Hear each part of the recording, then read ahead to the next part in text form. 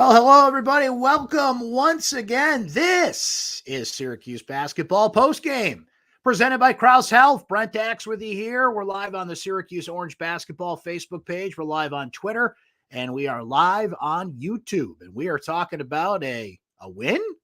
Is that what we're talking about? A win. Well, looky what we have here. A close win in South Bend at that as Syracuse takes down Notre Dame. Final score today, Syracuse 62, Notre Dame 61. So the Orange snap a 3-game losing streak and improves to 4-4 on the season. Syracuse is 1-0 in ACC play. Here it is, December 3rd, already an ACC win in the books, a road win in the books, and frankly, just a needed comeback for Syracuse on many fronts. For all of the talk of Notre Dame's experience, and they've got a ton of it. They're one of the most experienced teams in the country. They're the most experienced team in the Power 5 conferences, 6 grad students in the lineup.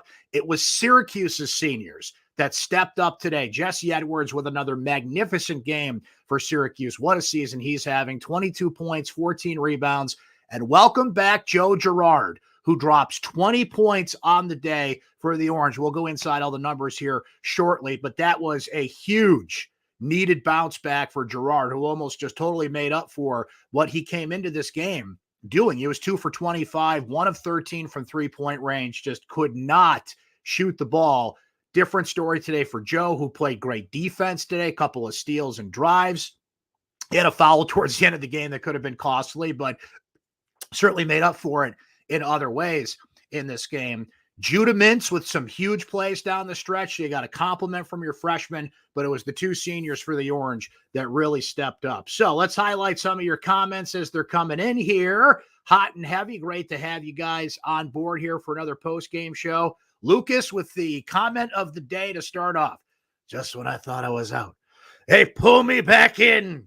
That is what it was for sure, as a great win there from Lucas. Josh has told you all we'd beat the Irish here, and Jesse just completely took advantage of the fact that Notre Dame did not have anybody inside that could counter him. Man, Jesse just did what he wanted all day long. And if I'm not mistaken, guys, how about the stat of the day here? Let me just double check myself. Yep, there it is. Jesse Edwards has as many fouls in this game as we had in this game. None. No fouls for Jesse Edwards in this game. Actually, and absolutely incredible. As we go through the comments here, people happy about a win. A quality school starts Syracuse off 1-0 in conference. Huge, much-needed win for the Orange. Brian says, awesome game and execution. Reducing 8 threes to 3 in the second half was huge. Yeah, Notre Dame was shooting well from the three-point line. Syracuse controlled that. They pushed the zone out. Mike Bray didn't put anybody at the free throw line, which really helped Syracuse. That's the zone buster right there. And, Notre Dame's never really known for being a great defensive team. And certainly they gave Jesse Edwards all the room in the world today. Tracy says a win? Well, there you go. That's what we'll take here on a Saturday afternoon. That's what we do. So great to see some happy fans in here. This has been mostly therapy the past few games for Syracuse basketball fans. And look, guys, I'm going to say it right off the bat here, okay? I don't root for players. I can't root for players. I look at this subjectively. So, I can do that. I owe that to you guys to keep a clear mind as best as I can, keep emotion out of it, and just tell you what I see. But I am happy for Joe Girard. I was rooting for Joe Girard today to go out there and score 20 points, and he did. So great that he hit that number, but just to see him bounce back, see him confident again. The one shot he had, it was kind of like a spinning jump shot. You don't take that unless you're feeling it. Some of the criticism out there was just over the top. I'm not even going to tell you what it is, but I got followed by a Twitter account today. That's just what a pathetic human being that they would make a Twitter account like that. Matt Park tweeted about it too if you want to see it. I'm not going to give it any shout out here and tell you exactly what it is. Criticism is fine. That's what we do on shows like this, but people were making it way too personal and attacking a kid who has done nothing but give you blood, sweat, and tears at Syracuse for the past 4 years. Again, if he continued to not play well, you have to take him off the court because he's hurting the team. But they need Joe Girard. He's their only consistent three-point shooter. Joe can take some bad shots. Joe can certainly lag on defense at times. His game is not without criticism. But what we saw, it was just beyond the pale. in the last couple of games. And I am so glad that kid bounced back today, and some of that criticism can wind down. That's over the top. Again, it's always fair to criticize plays and basketball and things within context. I think most people know that. I think the internet tends to amplify some of the louder and ridiculous voices out there, but most people kind of in the middle on this stuff, not to sound like politics, but most of the people in the middle know how ridiculous it is. So good for Joe Girard. I am so happy that that kid bounced back today. John Bulajak had a great game, Josh. I'm glad you pointed that out. Let's go inside the numbers a little bit here. You guys go right ahead here and keep the comments going here, but I want to go over some of the numbers in this one. So Syracuse shot 48%.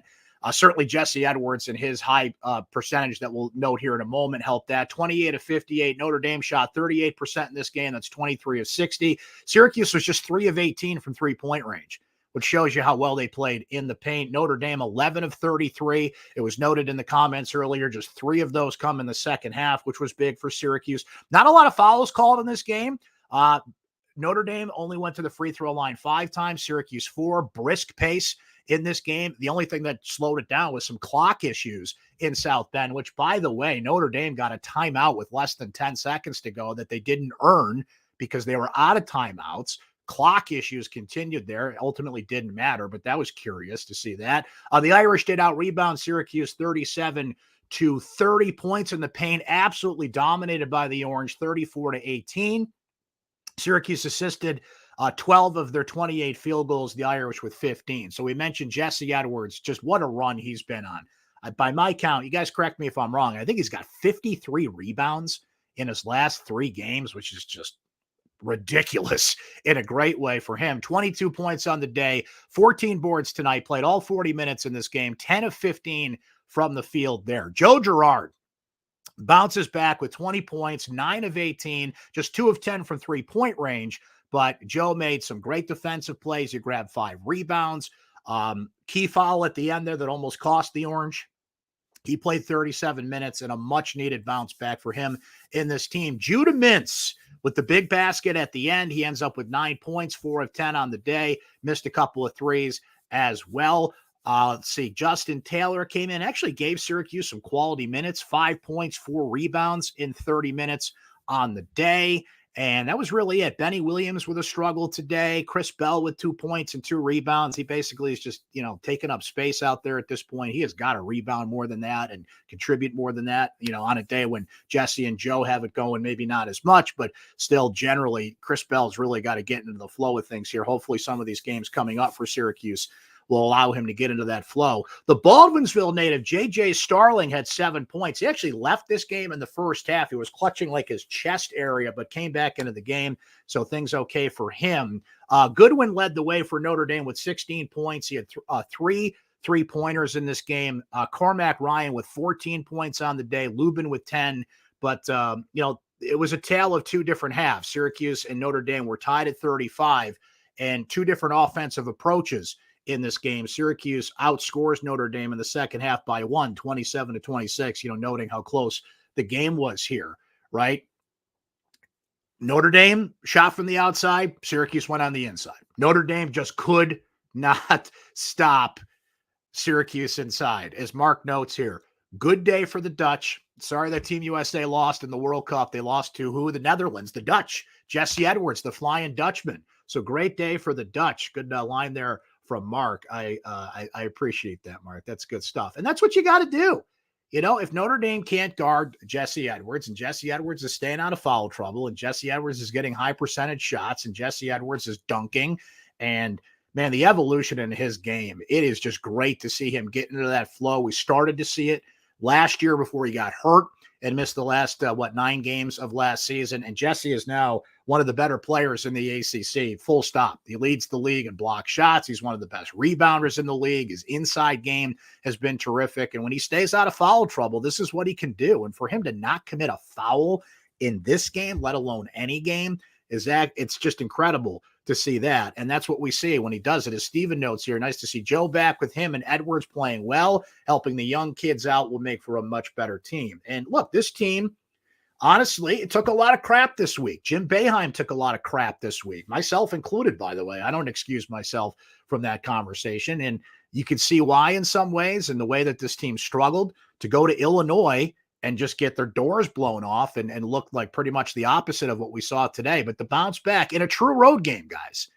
South Bend's a true road game. Sometimes when Syracuse goes on the road in the ACC, places like Boston College, a couple of those the spots along the way in North Carolina, when they go to Florida, when there are spots, New York City, obviously, which are mostly neutral site games, but SU fans show up on the road to watch this team. They're one of the best teams in the league in attracting, fans to go to opposing arenas. But, you didn't see a ton of SU fans in South Bend. That's a true road game like Illinois was the other night. And to bounce back from that and play this well and just take advantage of what was there and get Girard back into the flow here. Now this young team who doesn't know what it doesn't know can bank that and know that and learn from that. And now, Syracuse, let's take a look at the rest of the schedule here. This is a quality win in league, which Syracuse needs because, their non-conference slate is pretty much a waste at this point. There's not a non-conference game left here of value. You don't want to lose any of these games coming up here. So the Orange will play again against Oakland on Tuesday night. That's a 6:00 start, by the way, earlier than usual. Georgetown on Saturday the 10th, rivalry game. Monmouth on Monday the 12th. Cornell on the 17th. And then they start full-time ACC play against Pitt on December 20th, right? So those non-conference games I just noted, all those teams have, astronomical KenPom ratings, and they're way up in the triple digits. So you're not going to get any value there. But the value is to win those games. So you're 4-4 now. If you can handle your business against Oakland, Georgetown, Monmouth, Cornell, you're an 8-4 team going into ACC play. Maybe they drop a game in there you're not expecting. They've lost to Georgetown a couple of times in recent years in a rivalry game. So even if they're 7-5 coming out of that going into ACC play, that's not ideal. That's not what Syracuse needs to be, because you've got to win a couple non-conference games of note to stay in that conversation. But you know what? It was more important for the psyche of this team. It was more important for the confidence of this team. I haven't seen Jim Boeheim's press conference. I'm sure maybe he's going to have some words for, people that were doubting his team this week, and he deserves to say that because they certainly were at this point. But as Alan says, just very happy for this team. Football going sideways. Football gets a bowl game announcement tomorrow. They went 1-5 down the stretch, but certainly have a chance to improve on the perception that they are going sideways in a way if they can go 8-5 in that bowl game. I'm pretty sure that's going to be a pinstripe bowl, by the way, guys. I'm fairly certain of that. If I was a betting man, that's what I'd put my money on. Syracuse in the pinstripe bowl, probably against Minnesota, but we'll see how that plays out tomorrow night. Jeff says, Brent, does scoring only 56 points concern you? No, because I think Syracuse took what came to them, Jeff. They're like they haven't been shoot well from 3-point lane from the 3-point range well anyway. But when you take what comes to you, you feed the ball to Jesse, you score there. You're smart about it. They had great plays out of timeouts today. Joe Girard gets back into it, and I think it's encouraging that Joe just wasn't relying on the 3-point line. He was scoring inside. He got his shot back. He was taking on guys. Judah Mintz finally kind of found a comfort zone in the paint. I think it was that kind of game. So I'm not going to nitpick that they didn't score higher or didn't score from the 3-point line. As Richard said here, just bottom line, they needed to win. And think of the close games that they've had. So you had the let's backtrack a little bit here in this close run that Syracuse had before getting bombed by Illinois the other night. So they play Richmond and escape in overtime 74-71. Girard has 31 points in that game. They turn around the next night at the Barclays Center. They play St. John's and lose in overtime, 76-69. They come back to Syracuse. They play Bryant at the JMA Wireless Dome, the game where Judah Mintz is ejected, assistant coach is ejected, dogs and cats living together, mass hysteria, right? They lose on a buzzer beater to Bryant. Killer loss to Bryant, who lost to Brown last night, by the way, 72-60. Illinois thumps him, right? So, you lose an overtime game, a buzzer beater, and you just get your butt handed to you. So I think it was just important to win this game, no matter what the score says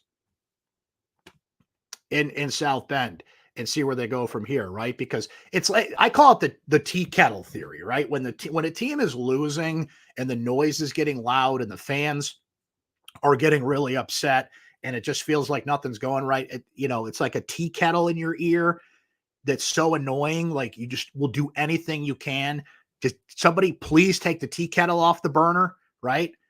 That's what they did today. They got the tea kettle, they took it off the burner, they took the pressure off, and now, we'll see how long it takes the pressure to build up again.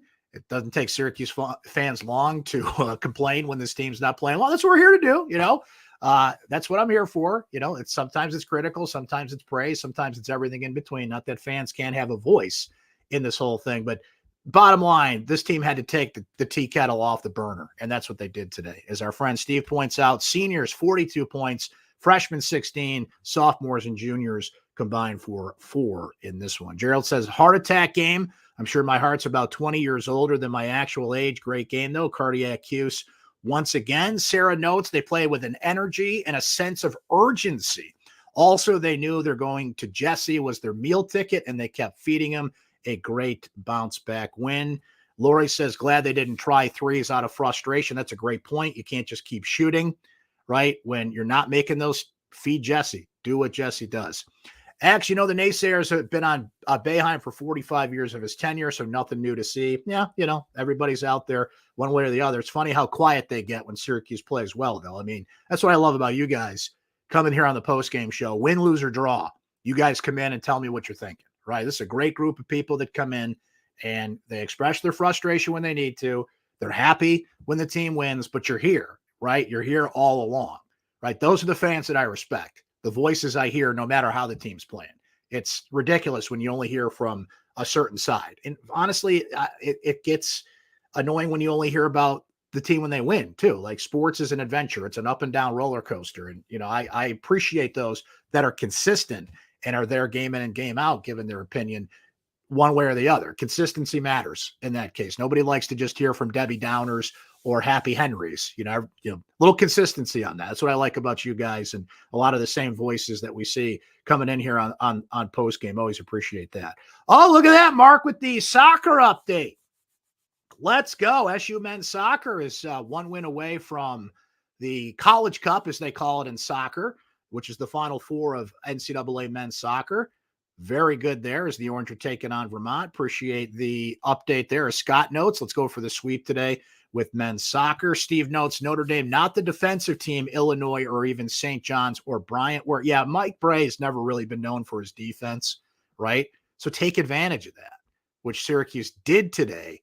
That's what you got to do, right? When these games come along where you can exploit a mismatch, and I was talking about this on the radio yesterday, and I did a pregame show this morning on the radio. I said, look, if anything, Jesse Edwards is just going to continue to dominate because Olszewski is not a guy that can guard him. They don't have anybody in the paint. They're all perimeter-based, 5 shooters. I thought, J.J. Starling could certainly, have a day and get in the paint on the Orange, but he only ends up with 7 points on the day.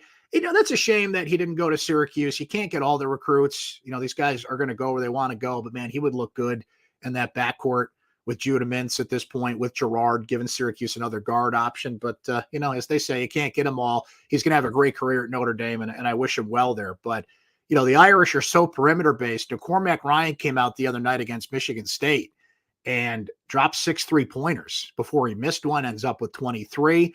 And it was starting to look like that early, but Syracuse just kept countering in the paint, added Gerard back in the mix, and got, enough from Judah in this game. Some of the young guys didn't contribute.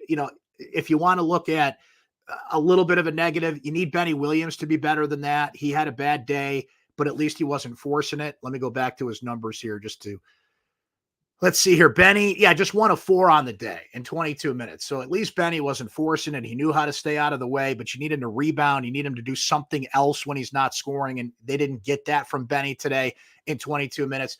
Who led this team in assists today, guys, was John Bull Jock. Let's give him a little love here. John Bull is a great passer. And, you're taking the risk when John Bull's in there offensively, and that allows teams don't respect John Bull offensively, nor should they. So they're going to slide off him and double Jesse. Jesse sees enough attention as it is. But John Bull is a great passer.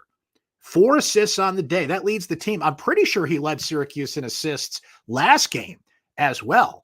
So that's why he plays. Jim Boeheim's going to put you out there if you practice well and if you give the team something of value. It's what I was saying with Benny, right? If one part of your game's off, what else can you do? Same thing with Chris Bell. Chris, if you're not scoring, you got to rebound. You got to do something out there to, stay out there and be something of value for this team. That's why John Bull gets out there. As Blake notes here, he brings energy. He's fundamentally sound. He's a great passer. And, John Bull is one of those, I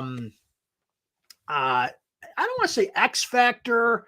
Somebody, I think, brought it up here in the comments. I'm sorry if I didn't highlight it. I might have saw it on Twitter too, but they made a great point. So sorry, I can't give credit here, but he does kind of bring a Queth Dwayne influence on this team, right? Does the right things. He keeps things loose. John Bull's one of the kind of the energy guys. He's funny. When you watch some of those videos that Syracuse puts out and times I've interviewed him, he's just a, loose guy, fun guy, keeps things, going in the locker room. You need those kind of guys. And now he's coming out there and giving you something of value on the court. He played 18 minutes. He gets 4 assists, 2 points, had, an easy bucket there. You'll take that when they come. So it's not at the point where when John Bull comes out there, you kind of cringe. You're like, okay, let's get something from this guy.